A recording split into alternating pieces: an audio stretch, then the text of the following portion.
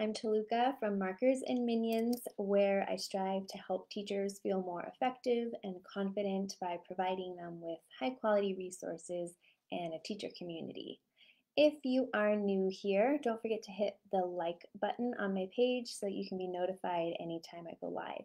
And if you are returning, if you already know me, give me a little heart or some sort of emoji so that I know you're here and so my comments can start popping up on my screen.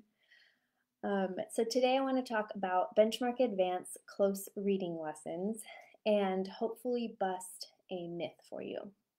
So the myth or this idea is that you can't keep benchmark reading lessons mini. I see this come up all the time, and sometimes it leads to kind of burning out really long lessons and then taking more than 1 week to get through your week's worth of lessons or more than 3 weeks to get through your unit. If you are transitioning into benchmark, which I know right now I have a lot of teachers that are going to be adopting it for next year, the mini lesson is kind of a difficult concept to get used to. Some of the arguments might be, there's a fly in here, sorry. Some of the arguments might be that like benchmark gives way too many examples in the TRS. It's very scripted. There's more than enough, but there's so much, especially for the key details and main idea lessons. Some people think like they take way too long to get through, way more than a week. Also, there's the argument that like if I rush through these lessons and just let it kind of go over my students' heads, then what good am I doing them? And I'm not teaching them the skill. I'm not teaching them to love reading. So if you've ever had any of those thoughts, let me know. Certainly, those are things that have crossed my mind, and I see them discussed quite a bit in the different benchmark communities that I have. So I have four, tips or solutions to help you simplify your close reading lessons so that you're not spending a ton of time trying to teach them. Okay, number one is read the entire text for enjoyment first. So I like to close my TRS. I don't start any lesson before I actually just read to the students. It doesn't matter their age, they love to be read to. They want to hear it. And sometimes all the times, the way that the benchmark lessons are structured, it's like you immediately launch into a key details lesson or some sort of comprehension lesson instead of just reading it for enjoyment. So I like to spend time to read it from beginning to end.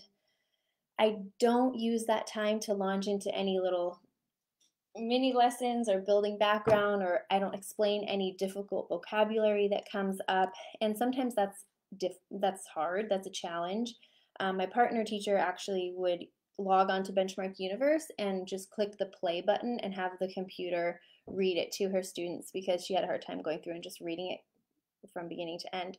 But I definitely recommend that because the students want to hear the story, the text. They want to just be able to zone in on it, and I think that provides them with a good foundation so that the next day you can go in and start looking at a piece and close reading just a section of it.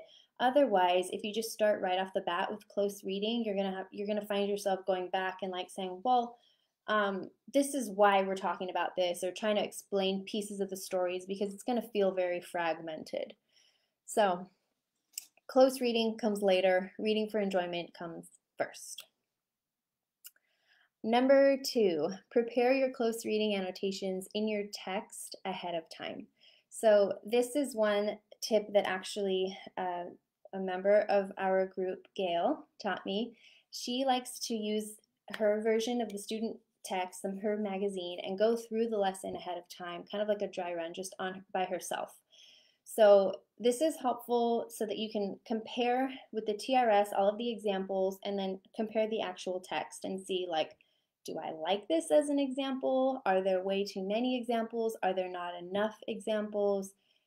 Is there something else in the text that kind of works better to support this lesson?